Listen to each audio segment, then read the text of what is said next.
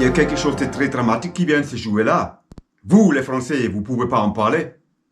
Mais moi, Bosch, allemand, aller dans un pays étranger du mien, servir sous un drapeau qui n'était pas le mien, avec des gars que je connaissais pas, et la tête pleine du code d'honneur légionnaire. Légionnaire, tous un volontaire servant la France avec honneur et fidélité. Quel honneur, quelle fidélité. Honneur, fidélité, la France.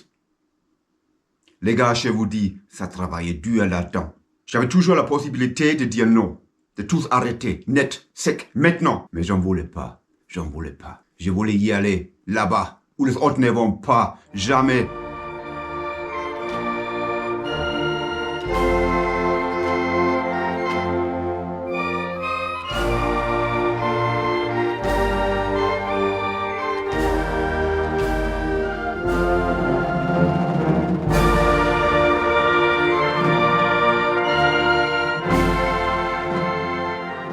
Alors, Castelpif terminé, en route vers Aubagne. Là-bas, visite médicale. Les dernières piqûres, DTP et je m'en passe. Détachement Guyane. Alors, au magasin de corps, on a perçu de fringues. un costard, marron foncé. Les manches étaient trop courts, la pantalon trop longue. J'avais l'air d'un guignol. Mais tu sais, un militaire dans les fringues civiles, t'as toujours l'air ridicule. Toujours. Mais tu sais quoi? J'étais quand même fier. Fier comme un coq. J'étais légionnaire à part entière, en route pour la Guyane. Bah! Alors, dans mon détachement, il y avait un Allemand. C'est un caporal-chef. Finalement, il m'a dit, tu sais quoi? C'est la 3e fois que je vais en Guyane. J'aime la Guyane. La Guyane, on aime ou on est. Il n'y a pas de truc au milieu. Et pour toi, soit c'est l'enfer, ou soit c'est le paradis. Il n'y a pas de truc au milieu. Jamais. Jamais.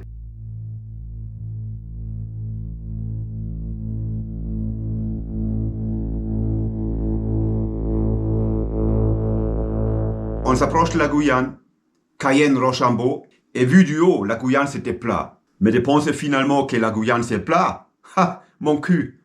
La Guyane c'est tout autre chose que plat. Parce que quand tu as finalement un sac sous le dos, 50 kilos, en plein jungle, en amont, direction inconnue, mon cul c'est plat. Mon cul c'est plat. Atterrissage Cayenne-Rochambeau. Tout le monde embarque dans le Simca et de Marmont, direction Kourou, conduit comme un forger.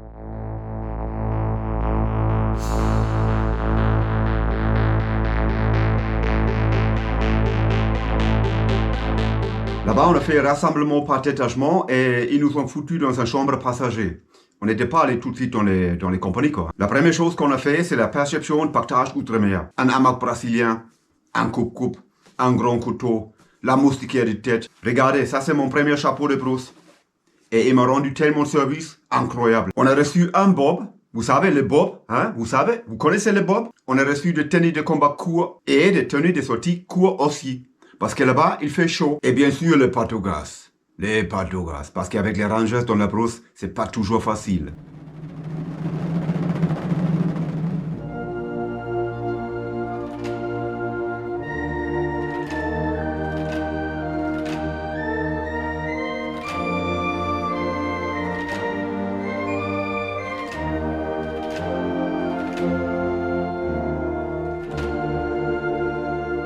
Vous savez, là-bas, il y avait beaucoup de Boches, des Allemands. Et inofficiellement, on appelait le régiment le 3e Reich. Alors, la première chose à faire là-bas, activement dans le terrain, c'était un stage brousse qui durait 3 jours. On a fait nos sacs à dos, rebolote, on monte sur le Simca de Marmont, direction PK21, on embarque dans les pirogues, hop, direction la Selva. 3 jours stage brousse. Bon, finalement, c'était pas trop mal. On nous apprenait comment monter l'hamac, comment reconnaître les différents serpents venimeux. Il y avait beaucoup de serpents venimeux là-bas. Il y avait la grâche carreau, grand et petite. Il y avait la serpent à corail. Il y avait la fer de lance et tout. Là. C'est dingue. Un grenouille, si tu le touches, tu meurs. Mais vous savez quoi aussi? La première nuit dans le forêt, couché sur mon hamac, avec toutes ces coulisses de bruit. Fantastique. Fantastique. Je me sentais arrivé quelque part. Je me sentais arrivé chez moi. Et j'ai tout de suite compris que venir ici, c'était la meilleure décision de ma vie. Le lendemain, on passait sur le fleuve. Et quand tu observes bien, quand tu vois sur le berge un tapir, un maï pourri, quand tu entends les singes hurleurs, quand tu vois au loin un caïman noir, un morpho bleu qui volait au ras des criques, un énorme morpho bleu. Et ils sont comme ça, taille immense. Et c'est là où le forêt parle avec toi. Oui, il parle avec ton âme. Et quand tu entends la voix du forêt qui te dit « Mais bienvenue », t'as vite fait compris que c'est un amour réciproque.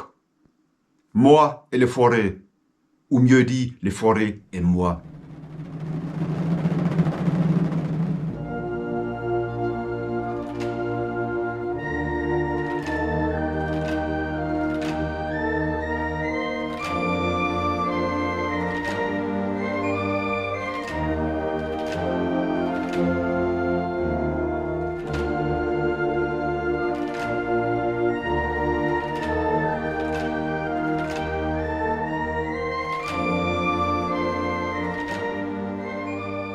Vous savez quoi, en septembre cette année-là, en 2023, je suis retourné au Surfeu. Et je parlais là-bas avec un instructeur du Surfeu. Il était assis sur une pirogue. Et cette pirogue-là, elle était en bois. Et je lui demandais, les pirogues aujourd'hui, ils sont toujours en bois? Il me dit, non, non, non. Nos pirogues à nous, c'est du aluminium, c'est le ferraille. Et moi, je lui dis, je connais pas. À mon époque, tout était en bois. Et c'était bien, c'était fantastique. Et lui, l'instructeur du Surfeu, 38 ans après, il avait un léger sourire jusque-là. Et il a dû penser, oui mon cher camarade, le temps passe vite. Aussi pour toi. Vous avez plus de pirogues en bois? Non, non, Terminé? non, il n'y a pas de pirogue en bois. Tout est en métal maintenant. C'était bien quand même. Ouais, ça passe partout en bois. Ouais. Et toi, depuis quand ici au Surfeu? Bah, je suis là depuis, bon, ça fait 12 ans. Ça fait 2 ans? Ouais, je suis là pour 3 ans. Ah, t'as fait prolonger de 1 an? Ouais, exactement. Pourquoi? Ça te plaît ou il Oui. manque de personnel? Ça me plaît beaucoup ici. Ouais, C'est bien. C'est la belle vie ici en fait. Ouais. Ouais. Après, il faut aimer la forêt, hein. Parce que quand même, on reste tout le temps ici. Donc, il faut aimer la forêt. La selva, elle est spéciale. Grave. Hein. Mais c'est bien, c'est bien. À la fin du stage brousse, on retourne au quartier. C'était bien. C'est un bon petit stage à faire. Rassemblement, remise en condition. Une fois c'est fait, rassemblement par compagnie. Imaginez-vous la scène suivante. Il y a une première classe qui vient. Il s'est mis 3 devant nous. Il nous demande, bon les gars, qui parmi vous est affecté à la 3e compagnie? Voilà, nous 2. Vous savez ce qu'il a dit la première classe? En position, pomper, pomper. Alors on a pompé comme des pompiers. Et vous savez pourquoi? Parce qu'à l'époque, en première classe, c'était encore en première classe. Et nous, les 2e classes, quand on répondait à une première classe, il fallait dire, oui, légionnaire du première classe. Comme si c'était un caporal. Mais ça, on ne savait pas. Il n'y a personne qui nous a dit ça. Pomper, pomper, comme des pompiers. Mais c'était magnifique. Bienvenue en Guyane.